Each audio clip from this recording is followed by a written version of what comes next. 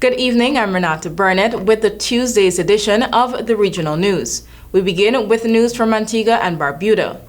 Teachers across government schools in Antigua and Barbuda are continuing to fight for what they say are issues of national importance, their working conditions. Students had to be sent home on Monday after 2 weeks of vacation due to a sit-in being staged by their teachers. Tensions between the government and the Antigua and Barbuda Union of Teachers, ABUT, remain high over the apparent lack of effort by the ministry to address issues constantly voiced by the nation's educators, including long overdue reclassifications, inadequate security at schools, and similar working conditions. A threat of industrial action by the teachers forced the ministry to postpone the reopening of schools following the Easter holidays. The Ministry of Education since said that it addressed 90% of the teachers' demands, but the disgruntled educators are far from satisfied. In addition, they said all 14 schools identified as priority schools by ABUT are now well lit and that cameras have already been installed at the number of schools. The government urged teachers to return to classrooms, saying, and I quote, "in the spirit of goodwill and in the best interest of the children of this country," unquote. Despite this, the educators decided to continue their industrial action, and I quote, "The executive and members of the Antigua and Barbuda Union of Teachers stands resolute in its decision to hold the light. We will not relent until our demands are met," unquote, the union's General Secretary Sharon Kelsick asserted.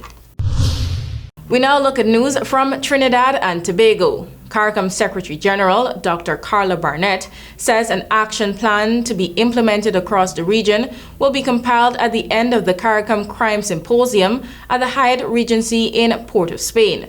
Barnett added that the regional leaders owed this to the citizens of their respective countries, since most CARICOM leaders spend a lot of money to fight crime, limiting their financial contributions to other important national goals in the education, health, and social services sectors. And I quote, "We are in the progress of preparing both a declaration and an action plan because it is not only about saying what we need to say, it's about stating how we're going to actually get it done.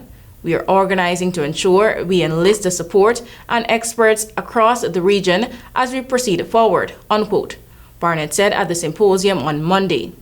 CARICOM Chairman Philip Davis, Prime Minister of the Bahamas, in his opening address, said the crime problem calls for all hands on deck, saying, and I quote, "An epidemic of violence grips our region, one that claims lives and generates fear and anger," unquote.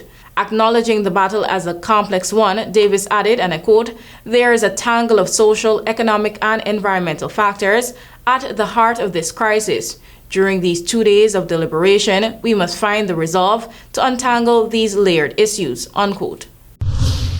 We close with news from Belize. The Belize Coast Guard, BCG, says it has successfully rescued 7 people 3 miles from the Sartaneja village in the Corazol district after their vessel began sinking on Sunday. Several employees from the Crimson Inn were on board the vessel heading to San Pedro when it began taking in water. However, the boat captain managed to send off a distress call to the BCG that later found the vessel submerged, with 2 people discovered near the vessel and 5 others drifting on an icebox. BCG Petty Officer First Class Dubain Monterio said that the search and rescue operation team had sighted what appeared to have been, and I quote, "an object submerged in the water," unquote, and headed towards it before realizing that the vessel had capsized. Monterio was made to understand that the vessel dipped and took in water, and that water caused the engine to lose power and therein shut down. He said while no major injuries were reported from the crew, they were a bit dehydrated. That's all for now, and thank you for watching.